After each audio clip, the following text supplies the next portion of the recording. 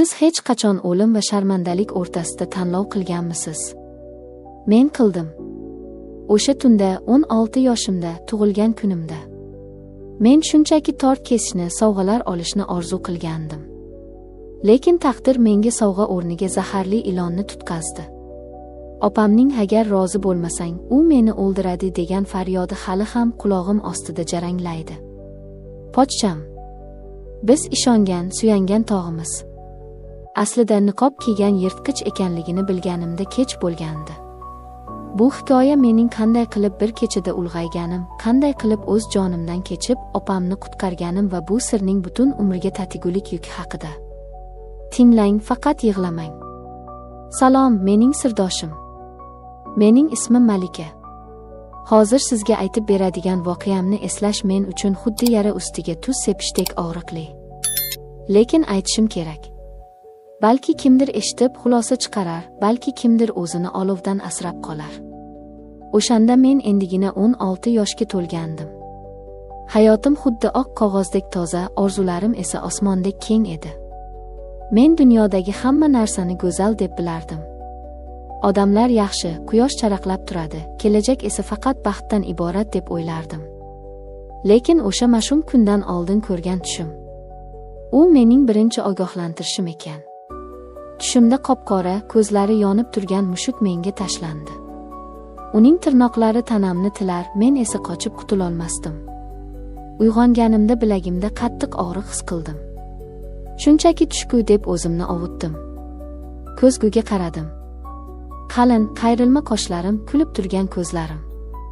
Men baxtli bo'laman, dedim o'zimga. Xuddi Mutabar opamdek. Mutabar opam. Mening jonajonim, onamdan keyingi mehribonim. U yaqinda turmushga chiqqandi. Pochcham, Nazar aka haqida hamma og'iz to'ldirib gapirardi. Jiddiy, polvon kelbat, topish tutishi zo'r, deyishardi. Opam ham u haqida gapirganda ko'zlari porlardi.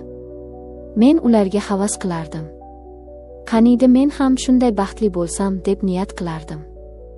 Bugun mening tug'ilgan kunim edi. Opam va pochcham mehmonga kelishadigan bo'lishdi. Uyimizda bayram shukuhi. Dadam bozor-o'char qilgan, oyim oshxonada, men esa uyni yaraqlatib tozaladim.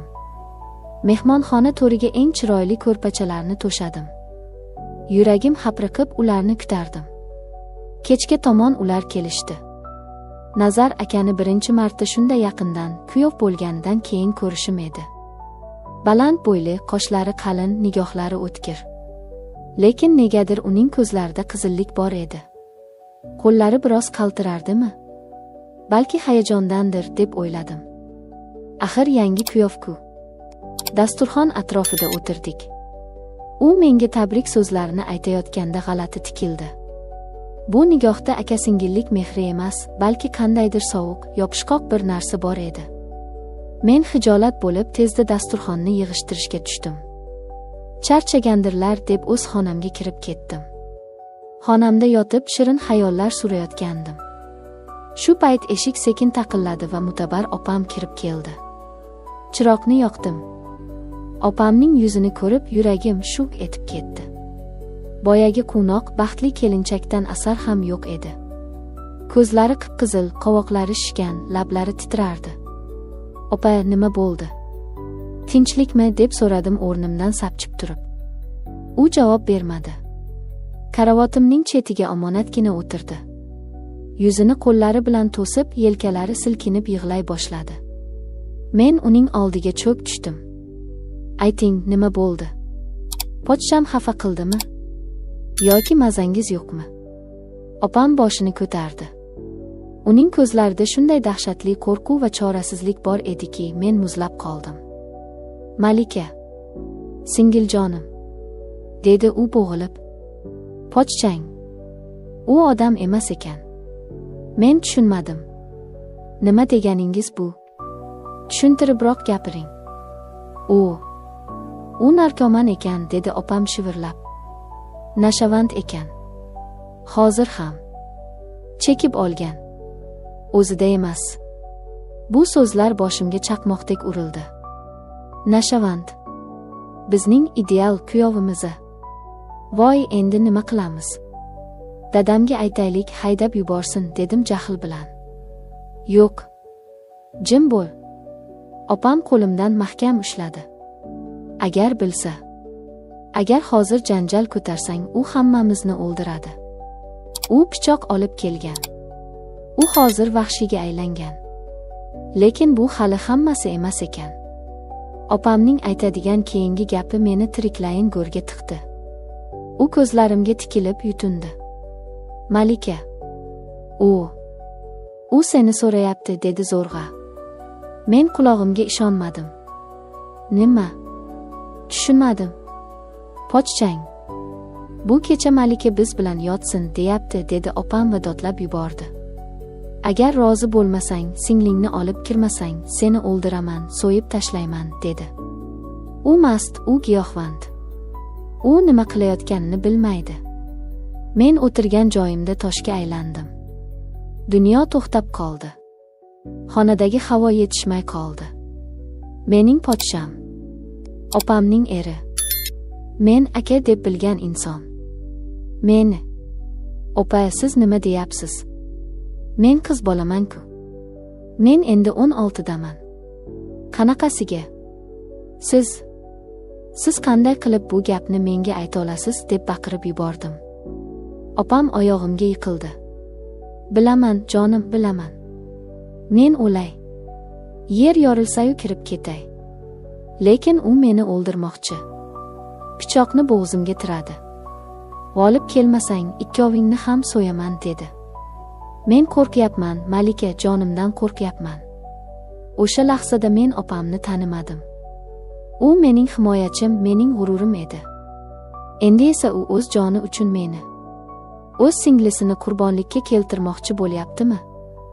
Nafrat, jirkanish va cheksiz alam bo'g'zimga tiqildi. Chiqib keting, dedim past ovozda. Yo'qoling. Men hozir dadamni chaqiraman. Hammaga aytaman. O'sha iflosni qamattiraman.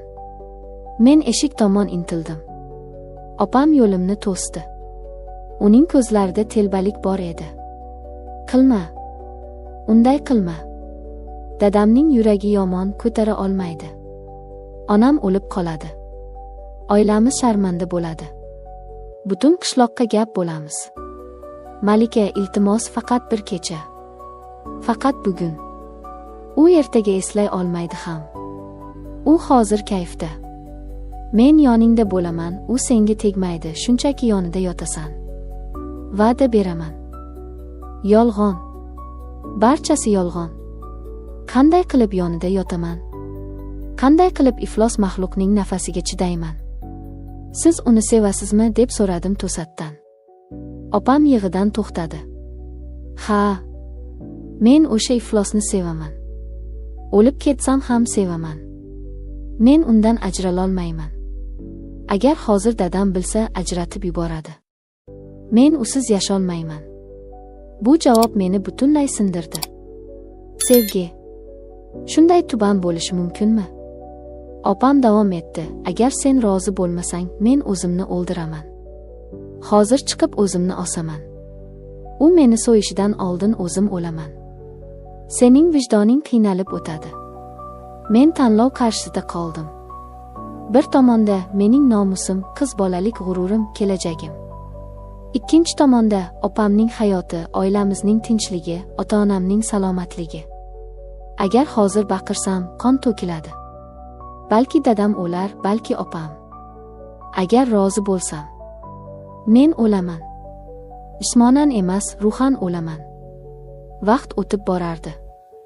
Mehmonxonadan Nazar akaning g'azabli ovozi eshitildi. Mutabar. Qani senlar? Nega jim bo'lib ketding? Opam titrab ketdi. Ana chaqiryapti. Hozir keladi. Malika, jon singlim, rahm qil. Men ko'zlarimni yumdim. Ko'z oldimga ota-onamning baxtli yuzlari, opamning to'ydagi quvonchi keldi. Va men qaror qildim. Men bu ifloslikka, bu do'zaxga kiraman. Lekin men o'sha maxluqqa o'zimni xor qildirib qo'ymayman.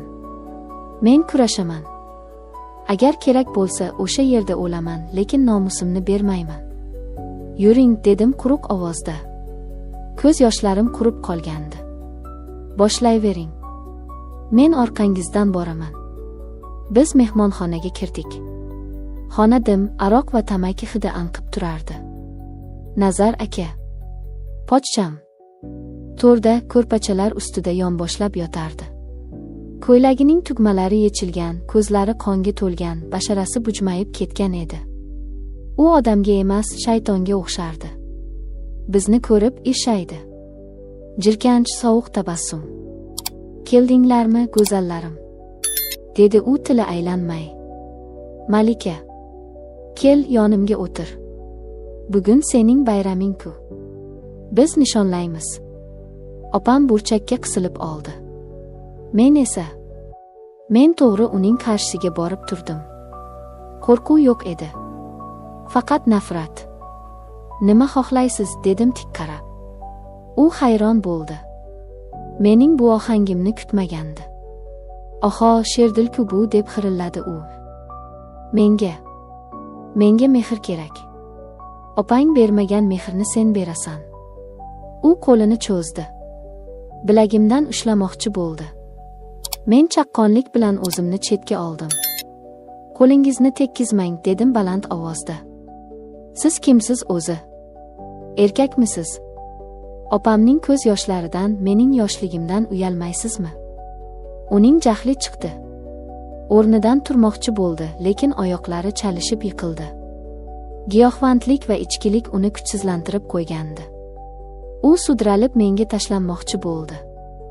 Shu payt men stul ustida turgan og'ir billur vazani ko'rib qoldim. Yuragimda bir kuch paydo bo'ldi. Bu o'zini himoya qilish instinkti edi.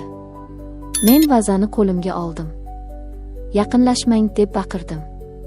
Bir qadam bossangiz, boshingizni yoraman. O'lib ketsam ham sizga tekkizmayman. Opam yugurib kelib Nazar akani ushlab qoldi. Nazar aka, jon aka, tegmang, u yosh, u qo'rqyapti, deb yalinardi. Nazar aka opamni itarib yubordi. Yo'qol.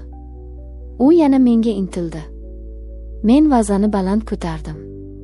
Ko'zlarimda o'lim sharpasi bor edi. U buni ko'rdi.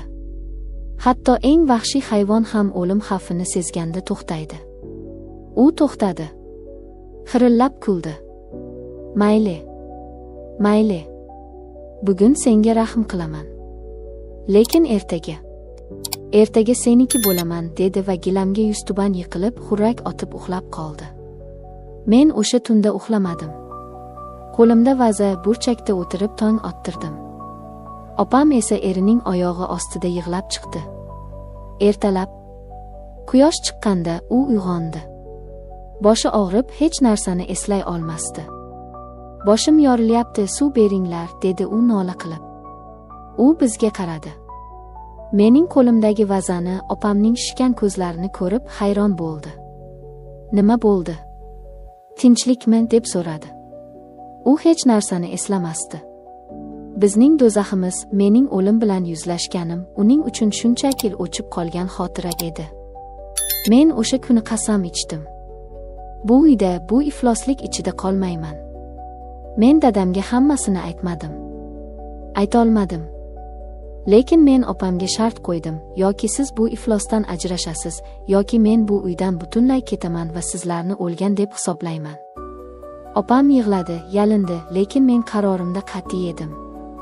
Men o'sha kuni Hamid akaga, meni sevgan, lekin men e'tibor bermagan o'sha sof dil yigitga xat yozdim. Meni olib keting. Qayerga bo'lsa ham.